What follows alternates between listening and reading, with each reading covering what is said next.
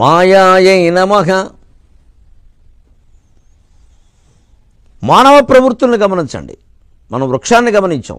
విత్తనంలో ఏమీ ఉన్నట్టు ఏమీ కనపడకపోయినప్పటికీ, ఏ రంగులు లేకపోయినప్పటికీ, కాండం ఒక రంగులో, కొమ్మలు ఒక రంగులో, రెమ్మలు ఒక రంగులో, చిగురు ఒక రంగులో, మళ్ళీ మారిపోయి ఆకులు ఒక రంగులో, ఆకులు ముదిరిపోయి నలుపు రంగులో, పువ్వులు రకరకాల రంగుల్లో, మకరందం వేరే రుచితో వేరే రంగుతో, మకరందం ఉన్న పువ్వులు, లేని పువ్వులు, పువ్వులు లేకుండానే కాయలు కాసే చెట్లు, పువ్వులతో కాయలు కాసే చెట్లు, కాయలు ఉన్న టెంక ఉండేటువంటి చెట్లు, టెంకే కాయగా మారే చెట్లు, ఆకు పువ్వు ఒకటే అయిన చెట్లు, అన్నీ చూస్తున్నావా లేదా?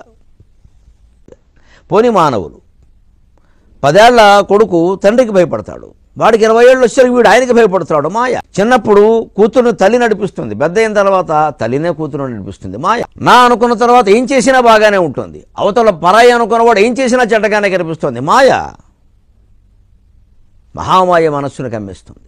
నా అనే భావన లేకపోతే అది అలా కనపడే అవకాశం లేదు.